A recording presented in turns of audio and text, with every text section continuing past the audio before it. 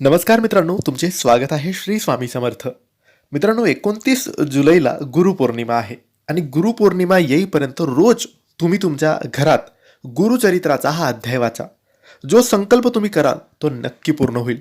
मित्रांनो, स्वामी भक्तांसाठी आणि गुरुदेवांच्या भक्तांसाठी, गुरुदत्तांच्या भक्तांसाठी, सेवेकऱ्यांसाठी अत्यंत पवित्र पावन वर्षाचा सगळ्यात मोठा दिवस असतो तो म्हणजे गुरुपौर्णिमेचा. आपल्या गुरूंचा हा दिवस असतो, गुरूंच्या सेवा करण्याचा हा दिवस असतो, गुरूंची पूजा अर्चना करण्याचा हा दिवस असतो, गुरूंना प्रसन्न करण्याचा, गुरूंना आठवण्याचा हा दिवस असतो.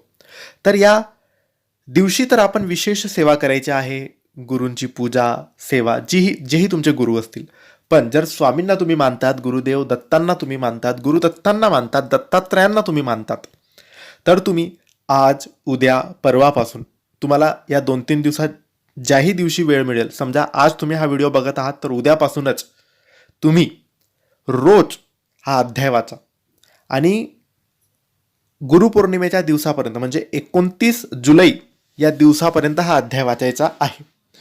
आणि नियम काय आहे, तर अध्याय वाचन सुरू आहे तुमचं 29 जुलैपर्यंत, तर मांसाहार करू नका, व्यसन करू नका, वाईट विचार करू नका. बाकी शुद्ध शाकाहारी जेवण तुम्ही करू शकतात, उपवास करण्याची गरज नाही. देवघरासमोर सकाळी अंघोळ करून बसायचं आणि हा अध्याय वाचायचा. तुमच्याकडे गुरुचरित्र पारायण असेल तर पारायणामधून तुम्ही वाचा, किंवा मग ऑनलाईन गुगलवरून PDF फाईल डाउनलोड करून तुम्ही हा अध्याय वाचू शकतात. खूप चमत्कारी आहे मित्रांनो. असे मानले जाते की हा अध्याय म्हणजेच गुरुचरित्रातील 21वा अध्याय हा संकल्पपूर्ती, अडचणी दूर करण्यासाठी आणि मनोकामना पूर्ण करण्यासाठी अत्यंत प्रभावी मानला जातो.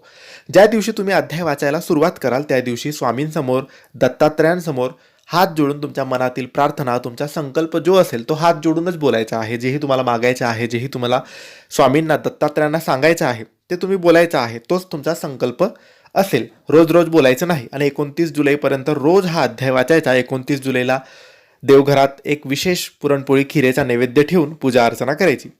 जर तुमच्या जीवनात आर्थिक अडचणी, नोकरी किंवा व्यवसायातील समस्या, घरातील ताणतणाव असेल, विवाहातील अडथळे असतील किंवा कोणत्याही महत्त्वाचा संकल्प पूर्ण होत नसेल तर गुरुपौर्णिमेपर्यंत रोज हा गुरुचरित्रातील 21वा अध्याय वाचा.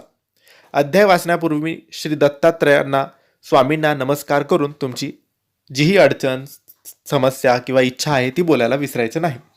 ही माहिती आवडली असेल तर लाईक आणि शेअर करा. काही प्रश्न असतील तर कमेंट्सद्वारे विचारा. आमच्या चॅनलला सबस्क्राईब करायला विसरू नका. धन्यवाद. श्री स्वामी समर्थ.